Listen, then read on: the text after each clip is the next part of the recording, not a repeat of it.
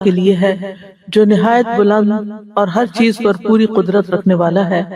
وہ اپنے بندوں پر غالب ہے، وہ ان پر نگہبان بھیجتا ہے۔ اسی کے لیے دنیا اور آخرت میں سب تعریف ہے، اور اسی کے لیے حکم ہے، اور اسی کی طرف تم سب لوٹائے جاؤ گے۔ اللہم صلی علی محمد وعلی آل محمد کما صلیت علی ابراہیم وعلی آل ابراہیم انک حمید مجید۔ اللہم بارک علی محمد وعلی آل محمد کما بارکت علی ابراہیم وعلی آل ابراہیم انک حمید مجید۔ پچھلے ہفتے ہم نے دشمن کے شر سے بچنے کی دعائیں پڑھی تھی۔ انسان کے دشمنوں میں سے سب سے بڑا دشمن شیطان ہے، جو پیدائش کے وقت سے لے کر موت تک اس کے ساتھ دشمنی کرتا ہے۔ جب انسان پیدا ہوتا ہے تو وہ اس کو چھو کر رلاتا ہے، اور جب انسان کی جان نکل رہی ہوتی ہے تو وہ اس کے سامنے آ کر اس کو بہکانے کی کوشش کرتا ہے، گمراہ کرتا ہے۔ یہ وہ دشمن ہے جو کسی قیمت پر بھی دوستی نہیں کرتا اور کسی قیمت پر بھی انسان کا پیچھا نہیں چھوڑتا۔ لیکن اللہ سبحانہ تعالیٰ نے ہمیں اس دشمن کے حوالے نہیں کیا۔ اس سے بچنے کے لیے، اس سے حفاظت کے لیے ہمیں دعائیں سکھا دی، قرآن مجید میں بھی اور سنت رسول صلی اللہ علیہ وسلم میں بھی۔ اللہ سبحانہ تعالیٰ نے اس دنیا کو پیدا کیا اور اپنی حکمت کی بنا پر اس میں شر بھی پیدا کیا، اور شر کا سب سے بڑا منبع اور سرچشمہ اور اس کی بنیاد اور اس کے اسباب میں سب سے بڑا سبب شیطان مردود ہے۔ اس کے پیدا کرنے میں اللہ کی عظیم حکمتیں ہیں، اور اس کے ذریعے انسانوں کی آزمائش کی گئی ہے۔ اللہ سبحانہ تعالیٰ نے قرآن مجید میں اس کی دشمنی کی بھی خبر دی، اور یہ بھی کہ انسان کے لیے وہ ایک امتحان ہے۔ ان الشیطان للانسان عدو مبین، بے شک شیطان انسان کا کھلا دشمن ہے۔ سورۃ فاطر میں آتا ہے ان الشیطان لکم عدو فاتخذوہ عدوا، بے شک شیطان تمہارا دشمن ہے، اسے دشمن ہی سمجھو۔ انما یدعو حزبہ لیکونوا من اصحاب السعیر، وہ تو اپنے گروہ والوں کو صرف اس لیے بلاتا ہے تاکہ وہ بھڑکتی ہوئی آگ والوں میں شامل ہو جائیں۔ شیطان چھپا ہوا دشمن ہے۔ اللہ تعالیٰ فرماتے ہیں انہ یراکم ہوا وقبیلہ من حیث لا ترونہم، بے شک وہ تمہیں اور اس کا قبیلہ تمہیں اس طرح دیکھتا ہے جہاں سے تم انہیں نہیں دیکھ سکتے۔ شیطان کی دشمنی کا آغاز اسی وقت ہو گیا تھا جب اللہ تعالیٰ نے آدم علیہ السلام کو پیدا کیا اور پھر انہیں سجدہ کرنے کا حکم دیا، اور قیامت تک بنی آدم کا دشمن ہی رہے گا، کیونکہ اس نے اللہ سبحانہ تعالیٰ سے کہا تھا قال رب فانظرنی الی یوم یبعثون قال فانک من المنظرین، اے میرے رب مجھے اس دن تک کے لیے مہلت دے جس میں یہ اٹھائے جائیں گے۔ فرمایا بے شک تو ان لوگوں میں سے جنہیں مہلت دے دی گئی، الی یوم الوقت المعلوم، مقرر وقت کے دن تک۔ اس وقت اس نے کہا تھا قال فبعزتک لاغوینہم اجمعین الا عبادک منہم المخلصین، کہ تیری عزت کی قسم میں نے ضرور بضرور سب کو گمراہ کروں گا مگر ان میں سے جو تیرے چنے ہوئے بندے ہیں وہ بچ جائیں گے۔ تو شیطان انسان کا دشمن ہے، اور وہ مسلسل انسان کو حق کے راستے سے روکتا رہتا ہے اور غلط رستوں کی طرف بلاتا ہے اور ان کو مزین کر کے دکھاتا ہے۔ انسان کو اپنی زندگی میں مختلف طرح کے تجربات پیش آتے رہتے ہیں شیطان سے، جن میں شیطان انسان کو بہکاتا ہے، اور اس میں سب سے پہلا کام وہ یہ کرتا ہے کہ وہ اس کی سوچ کو منفی کرتا ہے، اس کی سوچ کو صحیح رخ سے ہٹا کر غلط رخ پہ ڈال دیتا ہے۔ کبھی انسان کے اندر فخر کا جذبہ پیدا کر دیتا ہے، کبھی اس کو سرکشی پہ آمادہ کرتا ہے، کبھی اس کے اندر غصہ بھڑکاتا ہے، اور اسی طرح مختلف مواقع پر کبھی انسان کے اندر حسد، بغض، کینہ، انتقام، خیانت، بے اعترافی، انانیت اور اس طرح کے دیگر جذبات کو پیدا کر کے انسان کو جنت کے رستے سے ہٹا کے دوزخ کے رستے کی طرف لے جاتا ہے۔ انسان ویسے تو شیطان کے مقابلے میں کمزور ہے، لیکن اللہ کی مدد اگر انسان کے ساتھ ہو تو شیطان اس کے سامنے کچھ بھی نہیں۔ اللہ کی مدد کے ساتھ انسان شیطان پر قابو پا لیتا ہے۔ اس لیے انسان کو ہر وقت چوکنا بھی رہنا چاہیے کہ شیطان اس پر غالب نہ آئے، اور اس کے ساتھ ساتھ جو ہی کوئی برا خیال آئے، کوئی منفی خیال آئے، تو فوراً تعوذ کے کلمات پڑھ کر اللہ تعالیٰ سے مدد لے۔ اگر وہ ایسا کرے گا تو اللہ تعالیٰ کا وعدہ ہے کہ وہ اس کو پناہ دے گا، اور وہ شیطان، وہ ذکر اس کے لیے شیطان کے مقابلے میں ایک مضبوط قلعہ بن جائے گا، اور اس میں انسان محفوظ ہو جائے گا۔ تو انسان جب شیطان کا وسوسہ قبول نہیں کرتا، اور شیطان اللہ کے یعنی شیطان سے بچنے کے لیے انسان اللہ تعالیٰ کی پناہ لے لیتا ہے، تو نہ صرف یہ کہ اللہ تعالیٰ انسان کو شیطان سے محفوظ رکھتا ہے، بلکہ انسان کو نیکی کی توفیق بھی دیتا ہے، اور اس کے ایمان کو اور زیادہ طاقتور بنا دیتا ہے، اور اس کے راستے مزید روشن ہو جاتے ہیں۔ تو اس لیے نجات کا کوئی راستہ نہیں مگر یہ کہ انسان اپنے دشمن سے بچنے کے لیے اللہ کی پناہ لے، اللہ تعالیٰ کی طرف متوجہ ہو۔ اور اسی کے لیے اللہ سبحانہ وتعالیٰ نے ہمیں قرآن مجید میں دعا بھی سکھائی ہے۔ ارشاد باری تعالیٰ ہے، اور آپ کہیے کہ اے میرے رب، میں شیطانوں کی اکساہٹوں سے تیری پناہ میں آتا ہوں، اور اے میرے رب، میں اس سے بھی تیری پناہ میں آتا ہوں کہ وہ میرے پاس آئیں۔ تو اس آیت میں نبی صلی اللہ علیہ وسلم کو اور ان کی امت کو شیطان کی نزغات، ہمزات اور وسوسوں سے محفوظ رہنے کا طریقہ بتا دیا گیا کہ وہ شیطان کے شر اور اس کی اذیت سے، وسوسوں سے کس طرح بچ سکتے ہیں۔ یعنی نہ صرف یہ کہ وہ اس سے پناہ مانگے کہ شیطان ان کو کوئی تکلیف نہ دے، بلکہ اس سے بھی کہ وہ ہمارے پاس بھی پھٹکے، اس کے قریب آنے سے بھی پناہ مانگی گئی۔ تو یہ دعا جو ہے یہ بڑی ہی جامع دعا ہے، اور ہر لحاظ سے شیطان سے بچنے کی اور شیطان کے شر سے حفاظت کا بہترین ذریعہ ہے۔ فرمایا وَقُلْ، اور آپ کہیے، یعنی اللہ تعالیٰ ویسے بھی دعا سکھا سکتے تھے، لیکن آپ صلی اللہ علیہ وسلم سے کہلوا کر، کیونکہ آپ ہمارے لیے نمونہ ہیں کہ آپ کو بھی ضرورت ہے، آپ بھی کہیے، اور آپ کے ساتھ آپ کی امت بھی یہ بات کہے۔ کیا؟ ربی اعوذ بک، ربی، رب جو ہے وہ اللہ تعالیٰ کے ناموں میں سے ایک نام ہے جس کا معنی ہے تربیت کرنے والا۔ وہ آقا جو پیدا کرنے والا بھی ہے اور اس کائنات کا انتظام کرنے والا بھی ہے، مدبر بھی ہے، اور اس کا انتظام کرنے والا اور اس کی تدبیر کرنے والا۔ تو رب وہ ہوتا ہے جس کے اندر تین چیزیں جمع ہوں، ایک ہے خلق، پیدا کرنا، دوسرا ہے ملک، جس چیز کو پیدا کیا اس کا مالک ہونا، اور تیسرا ہے تدبیر، کہ اس کا انتظام کرنا اور اس کو چلانا۔ تو یہاں اللہ سبحانہ وتعالیٰ کے اس نام کے ساتھ، یعنی اس کے وسیلے سے دعا کی جا رہی ہے کہ یا رب، پیدا بھی تو نے کیا، مالک بھی تو ہے، اور سارے کام تیرے ہی حکم سے ہوتے ہیں، لہٰذا ہم تیری ہی پناہ لیتے ہیں کہ ہمیں تو شیطان سے بچا لے۔ تو اعوذ بک، یعنی میں تیری پناہ لیتا ہوں، میرے اندر قدرت نہیں ہے، طاقت نہیں ہے، میں کچھ نہیں کر سکتا، تو ہی کرے گا، اس لیے میں تیری طرف متوجہ ہوتا ہوں۔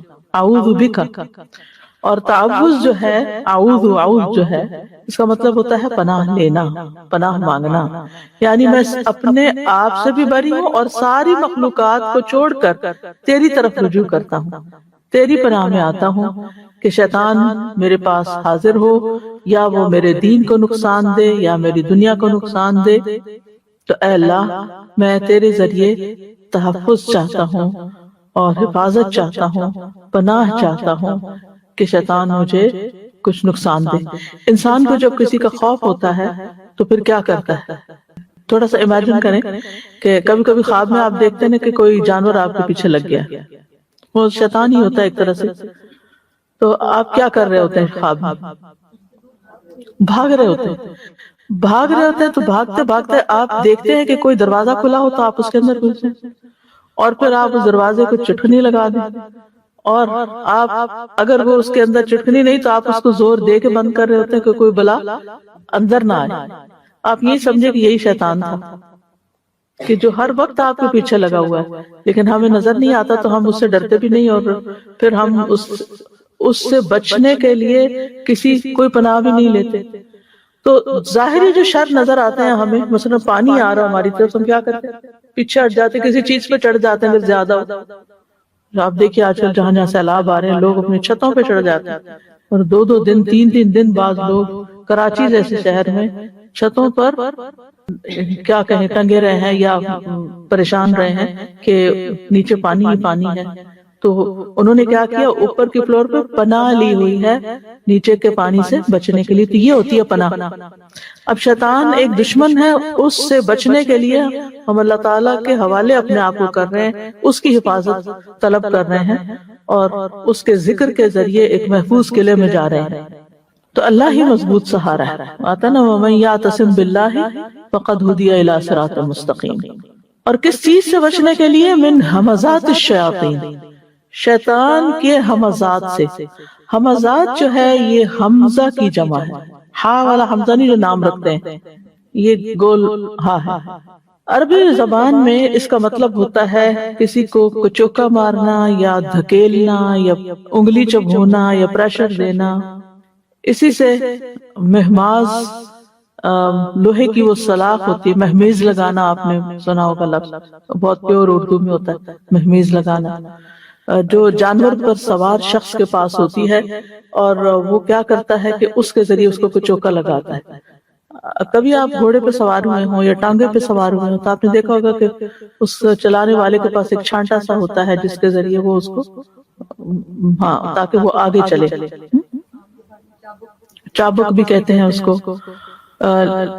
لیکن یہ مہماز جو ہے یہ تھوڑی سی چیز سخت ہے، یعنی لوہے کی سلاخ ہے، ٹھیک ہے، وہ لکڑی کی ہوتی ہے چابک وغیرہ یا لیدر کا ہوتا ہے. تو گھوڑ سوار جب گھوڑے پہ سوار ہو کر کسی چیز کے ساتھ یا اپنی ایڑی کے ساتھ، ایڑ لگانا پڑا آپ نے کبھی؟ ایڑ لگایا، دوڑانے کے لیے ایڑ لگاتا، تو ایڑی کے ساتھ یا پھر یوں مارتا اس کو، یا پھر کسی سلاخ کے ساتھ اس کے پیٹ پہ کچوکے لگاتا ہے تاکہ گھوڑا تیز بھاگے. تو اس طرح پھر وہ تیز بھاگنے لگتا ہے. تو اسی سے یہ لفظ حمزہ ہے، حمزات، شیطان کے کچوکے. شیطان بنی آدم کو کچوکے لگاتا ہے، پیدا ہوتے ہی کچوکے لگاتا ہے تاکہ وہ شر کی طرف آگے بڑھے. اسی لیے علماء کہتے ہیں کہ ہر وہ چیز جو آپ کو کسی ایسے کام پر ابھارے جس میں خیر نہ ہو تو وہ شیطان کی طرف سے. یعنی اگر آپ کو کسی بھی ایسی چیز کے کرنے کا شوق پیدا ہو رہا ہے جس میں کوئی خیر نہیں، تو یہ دراصل شیطان نے آپ کو اس کی طرف پش کیا ہوا ہے. اس نے آپ کو یہ چیز یعنی ادھر آپ کو ڈال دیا کہ یہ کرو یہ کرو یہ کرو، اس کو خوشنما بنا دیا، اس کا خیال بار بار آپ کے دل میں ڈالا. آپ دیکھیں یہ زندگی بڑی قیمتی ہے، یہ وقت بھی بڑا قیمتی ہے، اس کو ہم گنوا نہیں سکتے. وقت کہتے ہیں ٹائم از منی. تو ہم کام پہ ہوتے ہیں تو ہمیں ٹائم منی نظر آ رہا ہوتا ہے، لیکن جہاں ٹائم کی وجہ سے ہمیں کچھ پیسے نہیں مل رہے ہوتے تو ہم بعض اوقات ریلیکس کرنے کے بہانے اور کسی اور بالکل لغویات میں، بیکار کی باتوں میں اور فضول چیزوں میں اپنے آپ کو مصروف کر دیتے ہیں. اور ہم کہتے ہیں ہم ریلیکس ہے، می ٹائم ہے، میں جو چاہوں کروں. کبھی کچھ لگا کے دیکھنے لگتے ہیں جس کے دیکھنے کا کوئی فائدہ نہیں، کوئی فائدہ. ہر بیکار، بے فائدہ یا غلط چیز کی طرف اور وقت ٹائم ویسٹنگ کی طرف شیطان لے جاتا ہے. تو یہ اس کے ہمزات ہوتے ہیں. یعنی بیسیکلی ہمزات کو آپ دوسرے لفظوں میں وسوسے کہہ لیجئے یا وہ خیالات کہہ لیجئے جو وہ اندر ڈالتا ہے اور پھر ریپیٹڈلی ڈالتا ہے، ایک دفعہ نہیں، بار بار بار بار بار بار. اور اسی طرح یعنی کہ بیکار کاموں کی طرف بھی لے جاتا ہے اور ممنوع چیزوں کی طرف بھی لے جاتا ہے. اسی لیے نبی صلی اللہ علیہ وسلم کو یہ سکھایا گیا کہ رب اعوذ بک من ہمزات الشیاطین واعوذ بک رب ان یحضرون. تو ابن عباس کہتے ہیں کہ یہ شیطان کے کچوکے ہیں، ہمزات. حسن بصری کہتے ہیں کہ یہ اس کے وسوسے ہیں. مجاہد کہتے ہیں یہ اس کا پھونک مارنا ہے. اور اہل معانی کہتے ہیں کہ یہ ان کا بہکا کر نافرمانیوں کی طرف دھکیلنا ہے. جیسے گھوڑے کو ایڑ لگائی جاتی کہ دوڑے اور صرف، تو اسی طرح شیطان بھی پیچھا کرتا رہتا ہے انسان کا تاکہ نافرمانی کی طرف چلے جائے. اور پھر یہاں آپ دیکھیے آیت میں من ہمزات الشیاطین کہا گیا، شیطان نہیں کہا گیا. ایک نہیں کئی ایک ہے، بہت سارے ہیں. اور حمز جو ہے یہ شدید طریقے سے یا سختی کے ساتھ دھکیلنا، یعنی ایسا نہیں کہ تھوڑی سی کسی کو پش کیا، نہیں، لگے رہے پیچھے، لگے رہے حتیٰ کہ انسان اس طرف چل ہی پڑے. تو یہ کیا ہے دراصل یہ کچوکے کہ انسان اللہ کی یاد سے پھر جائے، اللہ کی عبادت سے پھر جائے، حتیٰ کہ وہ عبادت میں بھی ہو تو وہ کچھ اور ہی سوچ رہا ہو، اس کے خیالات کو اچک لیتا ہے بالکل وداؤٹ فزیکل پین۔ تو ملا علی القاری کہتے ہیں کہ اس کا معنی ہے کہ اے اللہ، شیطان کے وسوسوں سے، اس کے بہکانے سے، اس کے قدموں سے، اس کے خطرات سے اور اس کی تزیین سے اور اس کے گمراہ کرنے سے مجھے محفوظ رکھ، یعنی برائی کو خوبصورت بنا کے جو پیش کرتا ہے، تزیین، زینت، کیونکہ وہی گمراہ کرنے کا سبب ہے اور بہکانے کا۔ اور یہاں حمزات جمع لایا گیا ہے، اس سے یہ پتہ چلتا ہے کہ یہ بہت زیادہ وسوسے بہت زیادہ ہوتے ہیں، اس کے وسپرز ایک آدمی ہوتے ہیں، وہ کنٹینیوسلی ہوتے ہیں۔ اور پھر نبی صلی اللہ علیہ وسلم شیطان کے ہر طرح کے شر سے پناہ مانگتے تھے، جس میں آپ پڑھتے تھے اعوذ باللہ من الشیطان الرجیم من ہمزہ ونفخہ ونفثہ، اور پھر ان کی بھی آگے مزید وضاحت ہے۔ نفخ جو ہے پھونک کو کہتے ہیں، فَإِذَا نُفِخَ فِي الصُّورِ، کیا ترجمہ کرتے ہیں آپ؟ جب سور میں پھونک مار دی جائے گی۔ تو یہ جو نفخہ ہے نا، یہ شیطان کی پھونک ہے جس کی وجہ سے انسان کے اندر غرور و تکبر پیدا ہو جاتا ہے، اس کی انا بھڑک اٹھتی ہے۔ انسان جیسے دم کرتا ہے نا، آپ تو پھونک مارتے ہیں نا، تو اسی طرح شیطان بھی پھونک مارتے ہیں انسان کے اوپر، اور جب وہ ایسی پھونک مارتے ہیں کہ جس سے انسان کو انسان اپنے یعنی سیلف سے کہتے ہیں نا کہ سیلف پریز یا اپنی ذات کا شدائی ہو جاتا ہے، یعنی خود غرض، سیلفش کہہ لیں، سیلف سینٹرڈ، سیلفش، یعنی اس کو پھر کسی کی پرواہ نہیں ہوتی، کسی کی اس کو کسی کا احساس نہیں ہوتا، کسی کی اس کو کوئی کسی کے لیے وہ کچھ نہیں کر پاتا، اس کو بس اپنا ہی آپ ہوتا ہے۔ اسی لیے آپ دیکھیں کہ ایسے لوگ جو سیلف سینٹرڈ ہوتے ہیں نا، وہ لوگوں کو تو بڑی بڑی باتیں کر لیں گے، لیکن اگر آپ ان کو چھوٹی سی بھی کوئی نصیحت کر لیں تو بھڑک اٹھتے ہیں، قبول کرنے کو تیار نہیں ہوتے۔ ہاں ہم سچے ہیں، سب دنیا غلط ہے، ٹھیک ہے۔ تو دوسروں سے کچھ نہیں سننا چاہتے، کیونکہ ان کے اندر شیطان نے اتنا کبر اور اتنا غرور بھر دیا ہوا ہے، دے آر فل، اور اپنے بارے میں ایسا خیال رکھتے ہیں کہ جیسے وہ ہر نصیحت سے بالا ہے کہ انہیں کوئی کچھ نہ کہے۔ اور نفخ وہ پھونک ہوتی ہے جس میں تھوڑی سی، جس میں لعاب بھی شامل ہوتا ہے، ہلکی، جس میں تھوڑا سا منہ کے اندر سے پانی سا بھی ساتھ شامل ہو جاتا ہے۔ تو بعض اوقات وہ صرف خالی پھونک مارتا ہے اور بعض اوقات وہ نفخ بھی ہوتا ہے اس کا۔ اسی لیے جب اس کا توڑ کیا جاتا ہے، تو جب دم کیا جاتا ہے تو دم میں ایک تو خالی پھونک ماری جاتی ہے، اور بعض اوقات ایسی پھونک بھی ماری جاتی ہے کہ جس میں تھوڑا سا لعاب بھی شامل ہو جائے۔ اور پھر شیطان جو ہے وہ انسان کے شریانوں میں، انسان کے خون کے اندر دوڑ رہا ہوتا ہے، اور یعنی کہ پوری طرح پھر اس کو کنٹرول کرنے کی کوشش کرتا ہے، کہ اس کے دماغ کو بھی، اس کے دل کو بھی، اس کے اعضاء کو بھی۔ اور لیکن جب انسان اللہ کا ذکر کرتا ہے تو پھر وہ بھاگ جاتا ہے۔ وسوسہ اسی وقت ڈالتا ہے جب انسان غافل ہوتا ہے۔ اب یہ جو وسوسے ڈالتا ہے، اس میں سب سے پہلا اٹیک وہ انسان کے ایمان پہ کرتا ہے۔ اگر کسی کے پاس ایمان ہے تو وہ ایمان پہ اٹیک کرے گا، اور اس میں آپ دیکھیے کہ خاص طور پہ عقائد کے اندر غلط فہمیاں پیدا کرنا، اللہ سبحانہ وتعالیٰ کی ذات کو کوسچن کرنا، اور اس طرح کے اس کے اندر وسوسے پیدا کرنا کہ انسان اپنے دین کے بارے میں ہی ڈاؤٹ فل ہو جائے، اللہ کے وجود کے بارے میں، اللہ کی صفات کے بارے میں، اللہ کی قدرت کے بارے میں، اللہ کی تقدیر کے بارے میں وسوسے، جس کی وجہ سے انسان کے اندر نہ پھر عبادت کا ذوق رہتا ہے اور نہ ہی کوئی اور نیک کام کرنا وہ یکسوئی سے کر سکتا ہے۔ پھر اسی طرح یہ ہے کہ جب اس کو اس پہ قدرت نہیں ہوتی کہ اس کو شرک کی طرف لے جائے یا کفر کی طرف لے جائے، تو پھر وہ اس کو نافرمانیوں پہ اکساتا ہے، اور جب انسان نافرمانیوں سے رکتا ہے اور اس پہ قدرت حاصل نہیں ہوتی تو اسے نیکیاں کرنے سے روک دیتا ہے۔ آج ہی کو مجھ سے کہہ رہا تھا کہ انہوں نے اپنے بردر سے کہا کہ چلے عمرے پہ چلتے ہیں، تو انہوں نے کہا کہ تم لوگوں کو ضرورت ہے، میں نے کبھی کوئی گناہ نہیں کیا اس لیے مجھے عمرے کی ضرورت نہیں ہے۔ اب آپ دیکھیے کہ کیا صرف گناہ گار عمرہ کرتے ہیں؟ سوچنے کی بات، یہ خیال کس نے ان کے دل میں ڈال دیا؟ کیا صرف گناہ گار عمرہ کرتے ہیں، یا پھر یہ ہے کہ کیونکہ وہ جب دیکھتا ہے کہ چلے ٹھیک ہے یہ بندہ گناہ نہیں کرتا، نیکی سے روکتا نا، عمرہ تو ایک نیکی کا کام ہے، اور تو اس نے نیکی سے روک دیا یہ خیال ڈال کے دل میں کہ تم نے کبھی کوئی گناہ نہیں کیا اس لیے یہ کام کرنے کی ضرورت نہیں ہے۔ اور کس طرح سے وہ دل میں وسوسے ڈال کے، خیال ڈال کے انسان کو روکتا ہے۔ آج ہی میں ایک اسکالر کو سن رہی تھی، میں اس کے بارے میں تھوڑی ریسرچ کر رہی تھی کہ کیا کیا وسوسے ڈالتے، کیسے ڈالتا ہے، کیا کرتا ہے۔ ایکسپیرینس تو سبھی کو ہوتا ہے، لیکن ہمیں سمجھ نہیں آتی کہ یہ شیطان کا وسوسہ ہے یا ویسے ہی ہمیں خیال آ رہا ہے، تو ہم اس کو اتنا سیریسلی نہیں لیتے اور پھر اگنور کر دیتے ہیں اور بات ختم ہو جاتی ہے۔ تو کہتے ہیں کہ بعض لوگوں کی جو نفسیاتی بیماریاں بن جاتی ہیں، فوبیاز ہوتے ہیں، اس کے پیچھے بھی شیطان کے وسوسے ہوتے ہیں۔ ایک خیال کتنی دفعہ ڈالتا ہے کہ وہ دماغ خراب ہونے لگتا ہے انسان کا۔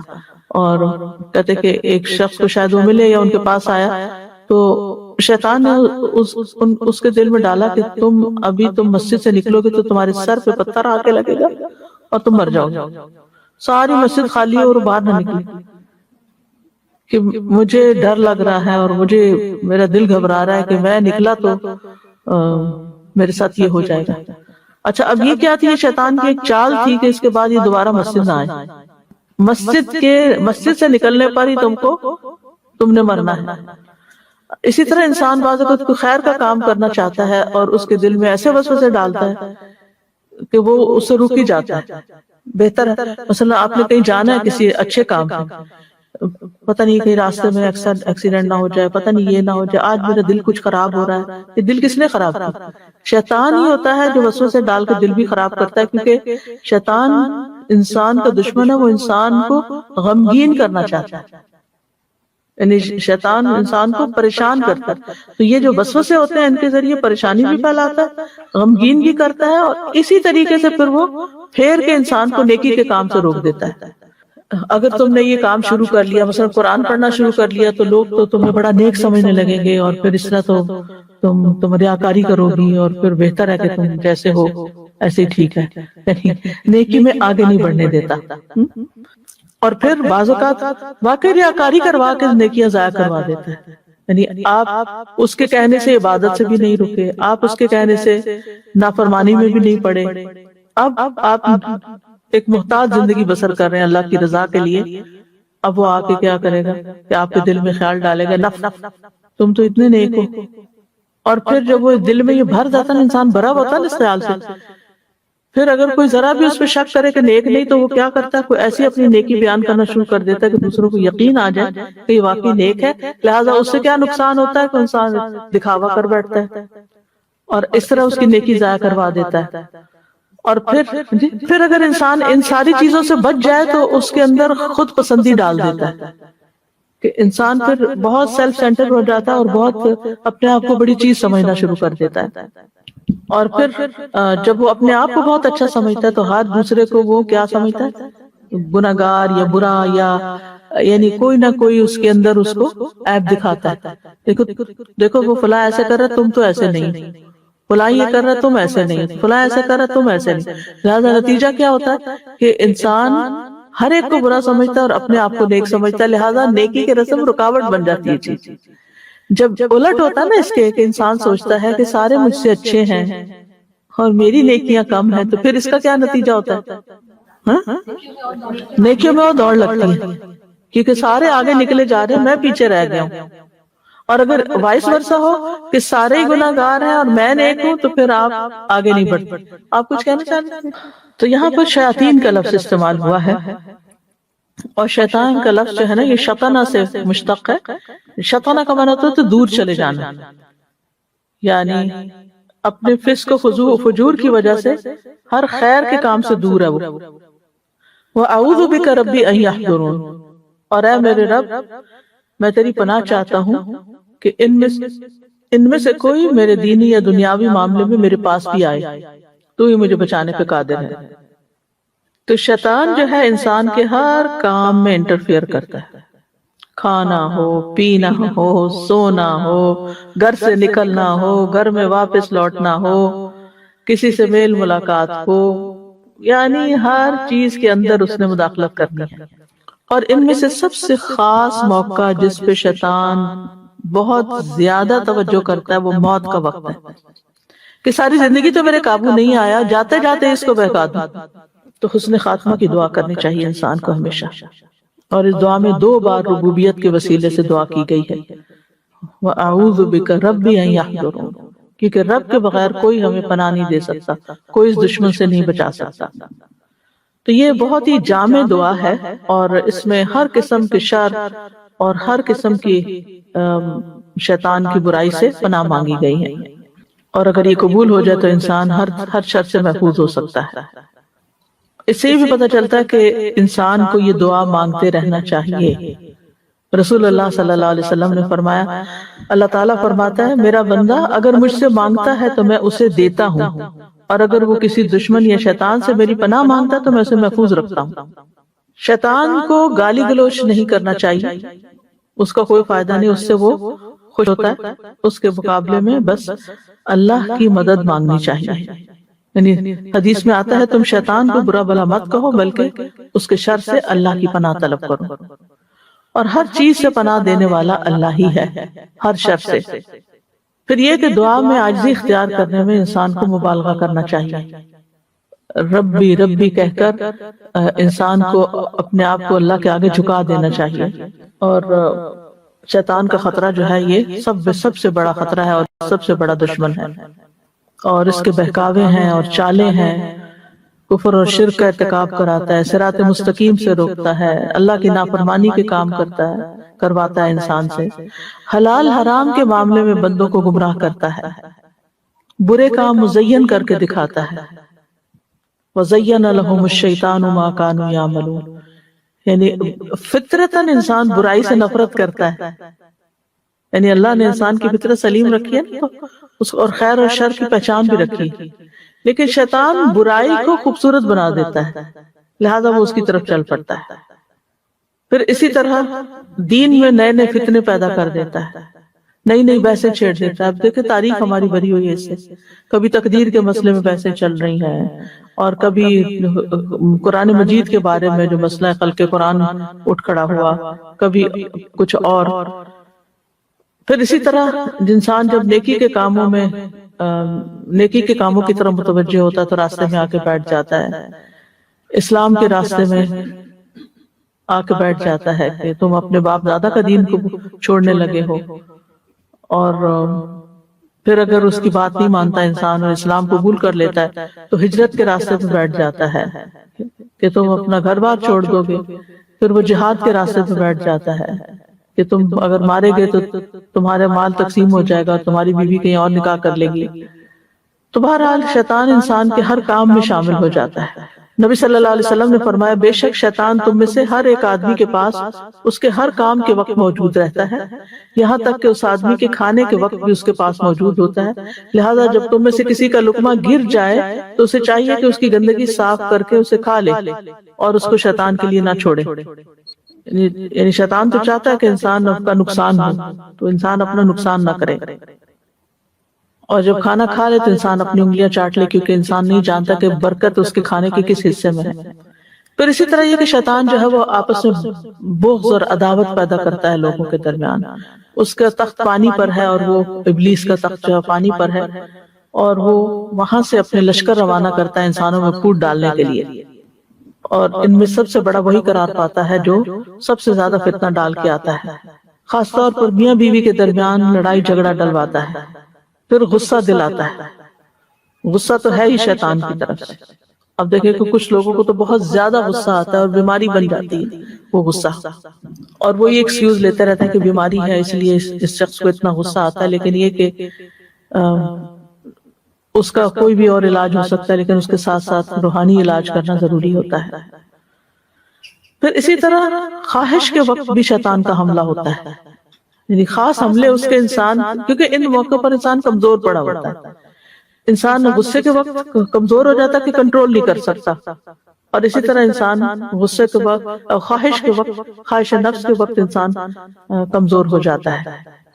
تو انسان اپنے خواہش پرستی کے وقت ضرور سوچے کہ کہیں شیطان کا حملہ تو نہیں، اور کہیں شیطان تو مجھ پر حاوی نہیں ہو رہا. اگر وہ خواہش ایسی ہے جو اللہ کی ناراضگی کے کام کی ہے. اللہ تعالیٰ فرماتے ہیں یا ایھا الذین آمنوا لا تتبعوا خطوات الشیطان ومن یتبع خطوات الشیطان فإنہ یأمر بالفحشاء والمنکر ولولا فضل اللہ ورحمتہ ما زکا منکم من احد ابدا ولکن اللہ یزکی من یشاء واللہ سمیع علیم. اے لوگوں جو ایمان لائے ہو، شیطان کے قدموں کے پیچھے مت چلو، اور جو شیطان کے قدموں کے پیچھے چلے تو بے شک وہ بے حیائی اور برائی کا حکم دیتا ہے. اور اگر تم پر اللہ کا فضل اور اس کی رحمت نہ ہوتی تو تم میں سے کبھی کوئی پاک نہ ہوتا، لیکن اللہ جسے چاہتا ہے پاک کرتا ہے. اللہ سب کچھ سننے والا، سب کچھ جاننے والا ہے. اسی طرح لباس کے معاملے میں شیطان انسان پہ حاوی ہو جاتا ہے اور اسے ایسا لباس پہننے کی ترغیب دیتا ہے جو رب کو ناراض کرنے والا ہوتا ہے. اللہ تعالیٰ فرماتے ہیں یا بنی آدم لا یفتننکم الشیطان کما اخرج ابویکم من الجنۃ ینزع عنہما لباسہما لیریہما سوآتہما. اے بنی آدم ایسا نہ ہو کہ شیطان تمہیں فتنے میں مبتلا کر دے جیسے اس نے تمہارے والدین کو جنت سے نکلوایا تھا. اس نے ان کے لباس اتروا دیے تھے تاکہ ان کی شرمگاہیں انہیں دکھلا دیں.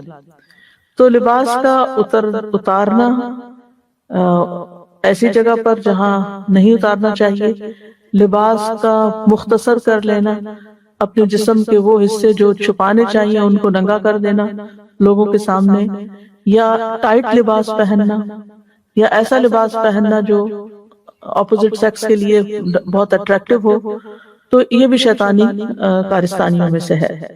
اسی طرح بیہودہ شعر و شاعری کے ذریعے وہ فتنہ پھیلاتا ہے، فساد ڈالتا ہے، فحاشی پھیلاتا ہے.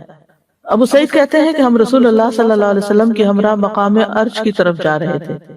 ایک شاعر سے شعر پڑھتے ہوئے سامنا ہو گیا تو رسول اللہ صلی اللہ علیہ وسلم نے فرمایا شیطان کو پکڑو یا شیطان کو روکو. تو بہت شعر پڑھ رہا ہوگا. آدمی کا پیٹ پیپ سے بھر جائے یہ اس کے لیے زیادہ بہتر ہے کہ وہ شعر کے ساتھ بھرے، یعنی ایسے فضول شعر یا ایسے سانگز یا ایسی چیزیں یاد کر لے کہ جو فحاشی پر مبنی ہو. پھر اسی طرح فضول خرچی کرواتا ہے، یعنی مال کو غلط راستے پر ضائع کرواتا ہے. کیونکہ انسان کیا چاہتا ہے کہ انسان بہت محنت سے مال کماتا ہے اور محنت سے کمایا ہوا مال وہ رائے گاں کرواتا ہے. اللہ تعالیٰ فرماتے ہیں وَآتِ ذَا الْقُرْبَى حَقَّهُ وَالْمِسْكِينَ وَابْنَ السَّبِيلِ وَلَا تُبَذِّرْ تَبْذِيرًا إِنَّ الْمُبَذِّرِينَ كَانُوا إِخْوَانَ الشَّيَاطِينِ وَكَانَ الشَّيْطَانُ لِرَبِّهِ كَفُورًا. اور رشتہ دار کو اس کا حق دو، اور مسکین اور مسافر کو حق دو، اور فضول خرچی نہ کرو، کیونکہ فضول خرچی کرنے والے شیطانوں کے بھائی ہیں اور شیطان اپنے رب کا ناشکرا ہے. پھر شیطان کا ایک کام ہے سستی اور کسل مندی پیدا کرنا، جیسے نماز میں جمائیاں لینا. نبی صلی اللہ علیہ وسلم نے فرمایا نماز میں جمائی آنا شیطان کی طرف سے، لہذا جب تم میں سے کسی کو جمائی آئے تو جہاں تک ہوئے اس کو روکے، جہاں تک ہو سکے اس کو روکے. پھر اللہ کا ذکر بھلوا دینا، استحوذ علیہم الشیطان فانساہم ذکر اللہ، شیطان ان پہ غالب آ گیا سو اس نے انہیں اللہ کی یاد بھلا دی. کھانے سے پہلے بسم اللہ بھلوا دینا. حذیفہ کہتے ہیں ہم نبی صلی اللہ علیہ وسلم کے ساتھ کھانے میں حاضر ہوتے، ہم تب تک کھانے میں ہاتھ نہ ڈالتے جب تک رسول اللہ صلی اللہ علیہ وسلم کھانے میں اپنا ہاتھ ڈالنے سے آغاز نہ کرتے. ایک مرتبہ ہم آپ کے ساتھ کھانے میں شریک ہوئے کہ ایک چھوٹی سی بچی آئی، گویا اسے دھکیلا جا رہا تھا. اس نے آگے بڑھ کر اپنا ہاتھ کھانے میں ڈالنا چاہا تو رسول اللہ صلی اللہ علیہ وسلم نے اس کا ہاتھ پکڑ لیا. پھر ایک بدوی آیا، گویا کہ اسے بھی دھکیلا جا رہا تھا، آپ نے اس کا ہاتھ بھی پکڑ لیا. پھر فرمایا بے شک جس کھانے پر اللہ کا نام نہ لیا گیا وہ شیطان اسے اپنے لیے حلال سمجھتا ہے. شیطان اس بچی کو لایا کہ وہ اپنے لیے کھانا حلال کرے تو میں نے بچی کا ہاتھ پکڑ لیا. شیطان اس بدوی کو لایا کہ اس کے ذریعے اپنا کھانا حلال کرے تو میں نے اس کا بھی ہاتھ پکڑ لیا. اس ذات کی قسم جس کے ہاتھ میں میری جان ہے، شیطان کا ہاتھ اس بچی کے ہاتھ کے ساتھ میرے ہاتھ میں ہے کہ میں نے اس کو پکڑا ہوا ہے. آپ نے دیکھا ہوگا بچے آپ کھانا لگا کے رکھتے، بچے کھیلتے ہوئے آتے، بھاگتے دوڑتے، اور آ کے اس میں سے کچھ لیا بغیر بسم اللہ پڑھے، منہ میں ڈالا یا نہ ڈالا، چل دیے، اچکتے ہیں کھانا اس طرح کچھ نہ کچھ. آپ ان کو سمجھائیں کھانا لینا ہے یا کوئی چیز لینی، بسم اللہ پڑھیں اور لے لیں، بسم اللہ کے بغیر نہ لیں۔ اسی طرح نعمتوں پہ مغرور ہونا، فخر کرنا، بندوں پہ تکبر کرنا۔ سفیان الثوری کہتے ہیں جب آپ صدقہ کرنے یا کسی نیکی کرنے کا یا کسی نیک عمل کرنے کا ارادہ کریں تو اس کام کو فوراً شروع کر لیں، اس سے پہلے کہ آپ کے اور اس کام میں شیطان حائل ہو جائے، اور بسم اللہ پڑھ کے شروع کر لیں تاکہ پھر شیطان کا دخل نہ آئے اس میں۔ تو شیطان سے بچنے کے لیے پھر سب سے زیادہ تو اللہ کی طرف رجوع کرنا، توحید، ایک اللہ کی طرف رجوع اور اس پہ توکل۔ وہب بن منبہ کہتے ہیں شیطان کے لیے سمجھدار مومن کی تدبیر سے زیادہ پہاڑ کو چٹان چٹان کر کے اور پتھر پتھر کر کے ختم کرنا زیادہ آسان ہے۔ یعنی شیطان کے لیے سمجھدار مومن کی تدبیر جو ہے اس کو وہ ختم نہیں کر سکتا، اس کے مقابلے میں پہاڑ توڑ لے، ٹکڑے ٹکڑے کر دے، وہ اس کے لیے آسان ہے۔ سمجھدار مومن یعنی شیطان کی شر سے اس طرح بچتا ہے اللہ کی حفاظت کے ساتھ، کیونکہ جب کوئی شخص مومن، عاقل اور سمجھدار ہو تو وہ شیطان کے لیے پہاڑ سے بھی زیادہ بھاری اور لوہے سے زیادہ سخت ہے۔ رسول اللہ صلی اللہ علیہ وسلم نے فرمایا مومن اپنے شیطان کو اس طرح تھکا دیتا ہے جس طرح تم میں سے ایک آدمی سفر میں اپنے اونٹ کو تھکا دیتا ہے، وہ تھک جاتا ہے، مومن اس کو اپنے اوپر غالب نہیں آنے دیتا۔ اس کے لیے کیا ہے؟ نیک اعمال اور عبادت کو لازم کر لینا اور برائیوں سے بچنا، کثرت سے اللہ کا ذکر کرنا۔ حدیث میں آتا ہے جب تک بندہ اللہ کے ذکر میں مصروف رہتا ہے شیطان کے حملوں سے محفوظ ایک مضبوط قلعے میں ہوتا ہے۔ ابن قیم کہتے ہیں ذکر کرنے والا قلعے میں ہوتا ہے، ذکر کے قلعے میں ہوتا ہے، جب وہ غافل ہوتا ہے تو قلعے کو کھول دیتا ہے تو دشمن اس میں داخل ہو جاتا ہے، یا تو وہ دل میں ہی ٹھہر جاتا ہے یا دل سے نکالنا مشکل ہو جاتا ہے۔ کیونکہ ایک دفعہ آپ غفلت میں پڑتے ہیں نا، پھر سستی، اور اچھا ابھی کر لیتے ہیں، کر لیں گے، ہو جائے گا، اور اچھا بھلے نیکی کے کام کو اتنی تاخیر سے کرتے ہیں۔ نماز کا ہی دیکھ لیں، اگر آپ وقت پہ پڑھ لیں تو پڑھ لیں، اور اگر آپ تاخیر کرنا شروع کر دیں تو بنا لیتے ہیں یہ وجہ ہے وہ وجہ ہے، یہ اس طرح میں زیادہ یہ کام ختم کر لوں نا پھر زیادہ اچھی نماز پڑھوں۔ جب آپ تھک ہی جاتے ہیں سارے کام ختم کرتے تو پھر اچھی کہاں سے؟ اسی طرح قرآن کو تھامنا شیطان کی گمراہیوں سے بچانے کا ذریعہ ہے۔ دن کی ابتدا 3 کاموں سے کرنا، اٹھتے ہی اللہ کا ذکر، پھر وضو اور پھر نماز۔ تو رات کو شیطان جو گرہیں 3 لگاتا وہ تینوں کھل جاتے ہیں۔ اٹھتے ہی ناک جھاڑنا وضو کرتے ہوئے، نبی صلی اللہ علیہ وسلم نے فرمایا جب تم میں سے کوئی اپنی نیند سے بیدار ہو کر وضو کرے تو 3 مرتبہ ناک میں پانی ڈال کر جھاڑے، کیونکہ شیطان نے اس کی ناک کے بانسے میں رات گزاری۔ پھر ہر کام سے پہلے بسم اللہ پڑھنا۔ رسول اللہ صلی اللہ علیہ وسلم نے فرمایا جب آدمی اپنے گھر میں داخل ہوتا ہے تو وہ داخل ہوتے وقت اور کھانا کھاتے وقت اللہ کا نام لیتا ہے تو شیطان کہتا ہے آج تمہارے لیے اس گھر میں نہ رات گزارنے کی جگہ ہے نہ شام کا کھانا۔ اور جب وہ اپنے گھر میں داخل ہوتے وقت اللہ کا نام نہیں لیتا تو شیطان کہتا ہے تم نے رات گزارنے کی جگہ پا لی، اور کھانا کھاتے وقت نام نہیں لیتا تو کہتا ہے تم نے رات گزارنے کی جگہ اور شام کا کھانا بھی پا لیا۔ نبی صلی اللہ علیہ وسلم نے فرمایا تم میں سے ہر ایک دائیں ہاتھ سے کھائے، دائیں ہاتھ سے پیے، دائیں ہاتھ سے چیز لے اور دائیں ہاتھ سے دے، اس لیے کہ شیطان بائیں ہاتھ سے کھاتا ہے، بائیں ہاتھ سے پیتا ہے، بائیں ہاتھ سے چیز لیتا ہے اور بائیں ہاتھ سے ہی لیتا ہے۔ گھر کو شیطانی چیزوں سے پاک رکھنا، نبی صلی اللہ علیہ وسلم نے فرمایا گھنٹی شیطان کا باجا ہے، یعنی گھر کے اندر ایسی بیلز اور اس طرح کی یعنی جیسے سنگنگ چیزیں جو ہیں جیسے گٹار وغیرہ اور ایسی چیزیں نہیں ہونی چاہیے۔ پھر رات کی ابتدا میں بچوں کو روک لینا چاہیے، باہر نہیں نکلنے دینا چاہیے، شیاطین پھیل جاتے ہیں۔ پھر آپ نے ایک حدیث میں آتا ہے آپ نے فرمایا اللہ کا نام لے کر اپنے مشکیزوں کے منہ باندھو، اللہ کا نام لے کر برتنوں کو ڈھکو، خواہ کوئی چیز چوڑائی میں رکھ کر یعنی اوپر کوئی ایسے رکھ دو، کوئی چیز چمچ رکھ دو کچھ، اور اپنے چراغ سونے سے پہلے بجھا دیا کرو۔ اتنی چھوٹی سی بات ہے کہ سونے سے پہلے چراغ بجھا دو۔ اس زمانے میں تو چونکہ آگ کے چراغ ہوتے تو خطرہ بھی تھا، لیکن اب بھی یہ بات ثابت ہوئی ہے کہ جب تک ہم پورے اندھیرے میں نہیں ہوتے تو ہمارے جسم کے اندر وہ ہارمونز پیدا نہیں ہوتے کہ جن کی وجہ سے جسم کی پراپر مرمت ہوتی ہے اور یعنی نیند پوری ہوتی ہے اور تھکاوٹ اترتی ہے۔ یعنی روشنی میں سونا جو ہے وہ مضر صحت ہے، رات کے وقت. پھر مسلمانوں کی جماعت سے جڑے رہنا، یعنی شیطان سے بچنے کے لیے، کیونکہ اللہ کا ہاتھ جماعت پر ہے اور شیطان اس کے ساتھ ہے جو کہ جماعت سے علیحدہ اور اس کو پاؤں مار کے ہانکتا ہے. نبی صلی اللہ علیہ وسلم نے فرمایا جس کسی گاؤں یا بستی میں 3 فرد بھی ہوں اور ان میں نماز با جماعت کا اہتمام نہ ہو، یعنی مردوں کے لیے خاص طور پر، تو شیطان ان پہ مسلط ہو جاتا ہے، لہٰذا تم جماعت کو پکڑو. بھیڑیا ہمیشہ دور رہنے والی بکری کو ہی کھاتا ہے. پھر اپنے رب کے احسانات کو یاد رکھنا. سلف صالحین میں سے کسی نے کہا حیرت ہے اس آدمی پر جو محسن کے احسان کو جان لینے کے بعد بھی اس کی نافرمانی کرتا ہے. یعنی اللہ کے اتنے احسان ہیں ہم پر اور پھر ہم اللہ کی بات نہیں مانتے. اور ملعون شیطان کی سرکشی کو جان لینے کے بعد بھی اس کی اطاعت گزاری کرتا ہے. وہ جانتا ہے کہ شیطان اس کا دشمن ہے اور پھر بھی اس کی بات مانتا ہے، اور اللہ تعالیٰ نے اس پر احسان کیا اور وہ اس کی بات نہیں مانتا. تو شیطان سے حفاظت کے لیے پھر خاص طور پر دعائیں پڑھنی چاہیے. ہر موقع کی ہمیں دعائیں سکھائی گئی ہیں، جن میں سے ایک تو یہی قرآنی دعا ہے، یہ سارے مواقع کو کور کر دیتی ہے. ربی اعوذ بک من ہمزات الشیاطین واعوذ بک ربی ان یحضرون، یعنی کہیں بھی حاضر ہو، بات ختم، جامع دعا ہے. پھر آیت الکرسی، یعنی جو آیت الکرسی پڑھتا ہے رات کے وقت تو صبح تک شیطان اس کے قریب نہیں آتا. پھر سورۃ الفلق اور سورۃ الناس، اور اس میں خاص طور پر سورۃ الناس جو وسوسوں کا علاج بھی ہے. من شر الوسواس الخناس الذی یوسوس فی صدور الناس من الجنۃ والناس. نبی صلی اللہ علیہ وسلم نے فرمایا یہ 2 صورتیں جو ہیں یہ تعوذ کے سب سے افضل کلمات ہیں، یعنی حدیث کا مفہوم ہے، جن سے تعوذ کرنے والے تعوذ کرتے ہیں.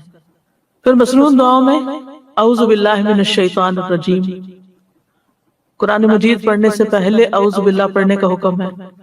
فَإِذَا قَرَأْتَ الْقُرْآنَ فَاسْتَعِذْ بِاللَّهِ مِنَ الشَّيْطَانِ الرَّجِيمِ. نبی صلی اللہ علیہ وسلم قرات سے پہلے اعوذ باللہ من الشیطان الرجیم پڑھتے تھے، کیونکہ قرآن ہدایت کی کتاب ہے تو شیطان سب سے زیادہ وہاں آتا ہے کہ اس کو یہ سمجھ نہ آئے یا غلط سمجھے یا اس پر عمل ہی نہ کرے یا اس کو بے دلی سے پڑھے یا اس کو سمجھنے میں اس کو مشکل پڑے. پھر اعوذ باللہ من الشیطان الرجیم من ہمزہ ونفخہ ونفثہ. نبی صلی اللہ علیہ وسلم جب نماز کے لیے کھڑے ہوتے تو پہلے دعائے استفتاح پڑھتے، جیسے سبحانک اللہم وبحمدک وتبارک اسمک، یا اور جو دعائے استفتاح ہے. اس کے بعد پڑھتے اعوذ باللہ من الشیطان الرجیم من ہمزہ ونفخہ ونفثہ. پھر بسم اللہ الرحمن الرحیم اور سورۃ الفاتحہ. پھر خاص طور پر جو لوگ شیطانی وسوسوں کا شکار ہوتے ہیں تو ان کو ضرور یہ دعائیں پڑھنی چاہیے. رسول اللہ صلی اللہ علیہ وسلم نے فرمایا شیطان تم میں سے کسی کے پاس آتا ہے اور اس سے کہتا ہے یہ کس نے پیدا کیا، یہ کس نے پیدا کیا، حتیٰ کہ سوال کرنے لگتا ہے کہ تیرے رب کو کس نے پیدا کیا. تو یہ تو ہر ایک کے ذہن میں یہ سوال ڈالتا ہے نا. لہٰذا جب یہاں تک نوبت پہنچ جائے تو اسے اللہ کی پناہ میں آنا چاہیے اور شیطانی خیال کو چھوڑ دینا چاہیے.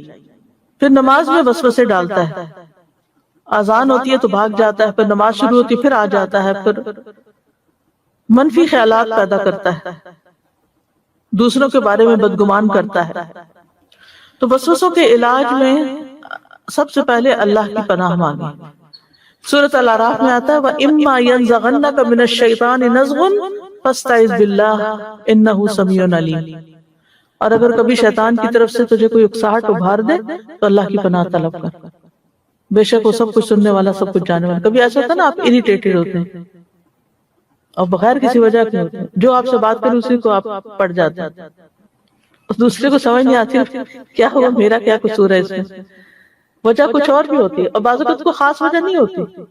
شیطان برے برے خیال ڈال کے انسان کے اندر ایسی کیفیت پیدا کر دیتا ہے بے چینی. تو یاد رکھیے کہ وسوسہ جب تک دل میں ہے تو پکڑ نہیں ہے، اگر ایگزیکیوٹ کرنے لگ گئے یا اس کے کوئی ری ایکشن شو کیا یا زبان پہ لا کے بولا تو پھر پکڑ ہے. نبی صلی اللہ علیہ وسلم نے فرمایا بے شک اللہ نے میری امت کی ان باتوں سے درگزر فرمایا ہے جو دل میں اپنے آپ سے کریں، جب تک وہ ان کو زبان پر نہ لائے اور ان پر عمل نہ کریں تو اللہ تعالیٰ اسے درگزر کرتا ہے. ایک آدمی نبی صلی اللہ علیہ وسلم کی خدمت میں آیا اور کہنے لگا اللہ کے رسول ہمارے دل میں کچھ خیالات آتے ہیں، اور وہ اشارے کنایے سے کچھ اس طرح کہہ رہا تھا کہ ان خیالات کو زبان پر لانے کی بجائے کوئلہ ہو جانا اس سے زیادہ پسند ہے اس کو. تو آپ نے فرمایا اللہ اکبر اللہ اکبر اللہ اکبر. الحمدللہ الذی رد کیدہ الی الوسوسہ، حمد اس اللہ کی جس نے ابلیس کے مکر کو وسوسے کی طرف لٹا دیا. یعنی ابلیس ہمارے لیے اور کچھ نہیں ہمارے اوپر مسلط نہیں ہو سکتا مگر یہ کہ دل میں اس کو اتنی چھٹی دے دی گئی کہ دل میں وسوسہ ڈال دے. جب وسوسہ آئے تو اعوذ باللہ پڑھیں، اپنے دل پہ چھٹکاریں. خاص طور پر اگر نماز میں 3 دفعہ تعوذ پڑھ کے 3 دفعہ بائیں جانب چھٹکاریں، یعنی اعوذ باللہ السمیع العلیم من الشیطان الرجیم من نفخہ ونفثہ وہمزہ پڑھ کے پھر اعوذ باللہ السمیع العلیم من الشیطان الرجیم من ہمزہ ونفخہ ونفثہ، پہلے حمز آتا ہے پھر نفث آخر میں آتا ہے. اور پھر وہ ایک صحابی آئے، انہوں نے اپنی پریشانی کا اظہار کیا تو آپ صلی اللہ علیہ وسلم نے ان کو یہی دعا سکھائی تو وہ اس بیماری سے نجات پا گئے، مشکل آسان ہو گئی. پھر یہ ہے کہ خیالات کو جھٹک دیا کریں، دور کریں ان کو خود ذہن میں لا کے نہیں برے خیالات سوچیں، اپنے ذہن کو کسی اور کام میں مشغول کریں. جو نیورو پاتھس بنے ہوئے نا آپ کے دماغ میں، برین میں، ان کو بریک کریں اور چیزیں اس میں ڈال کریں. کیونکہ جب انسان اللہ کا ذکر کرتا ہے، اللہ کی مدد مانگتا ہے، شیطان مکھی کی طرح ہو جاتا ہے، کمزور، چھوٹا سا. اب آپ دیکھیں جیسے مکھی ہوتی ہے نا، مکھی سے کیوں تشبیہ دی گئی؟ مکھی کیا کرتی ہے؟ جتنا جھٹکتے پھر آ جاتی، پھر آ جاتی، پھر آ جاتی. کیا وہ آپ کو قتل کر سکتی؟ کیا وہ آپ کو پکڑ سکتی؟ وہ کیا کر سکتی؟ شیطان بھی یہی کرتا ہے، اس کا ہم پہ زور نہیں ہوتا. پھر اسی طرح ایک اور دعا سکھائی گئی، هو الاول والآخر والظاہر والباطن وہو بکل شیء علیم. اس بارے میں ابو زمیل کہتے ہیں میں نے ابن عباس سے سوال کیا اس کیفیت کا کیا ہو جو میں اپنے سینے میں پاتا ہوں. انہوں نے پوچھا وہ کیا ہے؟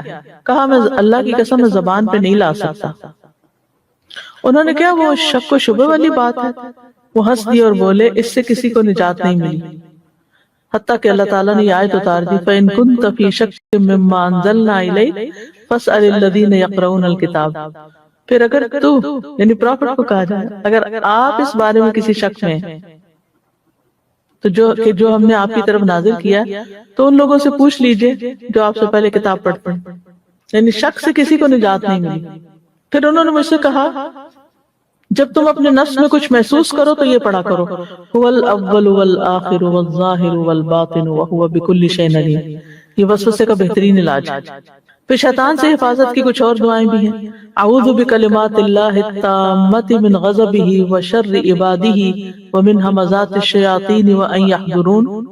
میں اللہ کے تمام کلمات کی پناہ میں آتا ہوں اس کی ناراضگی سے، اس کے بندوں کی شرارتوں سے، شیطانوں کے وسوسوں سے اور اس بات سے کہ وہ میرے پاس آئیں.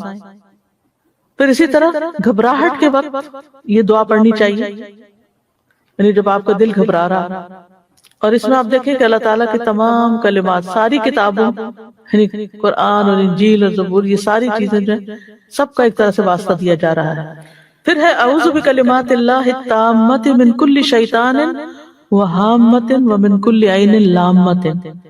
میں پناہ پکڑتا ہوں اللہ کے پورے کلمات کے ذریعے اور ہر ایک شیطان سے، ہر زہریلے جانور سے، ہر نقصان پہنچانے والی بری نظر سے.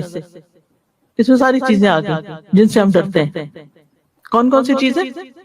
شیطان، زہریلے جانور جیسے سانپ بچھو وغیرہ ہوتے ہیں اور ہر بری نظر سے.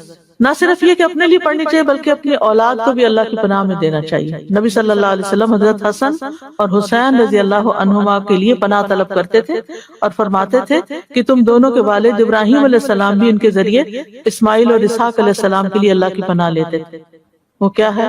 اعوذکما بکلمات اللہ التامۃ من کل شیطان وہامۃ ومن کل عین لامۃ. جی ظاہر اسماعیل اور اسحاق کٹھے تو رہتے نہیں تھے.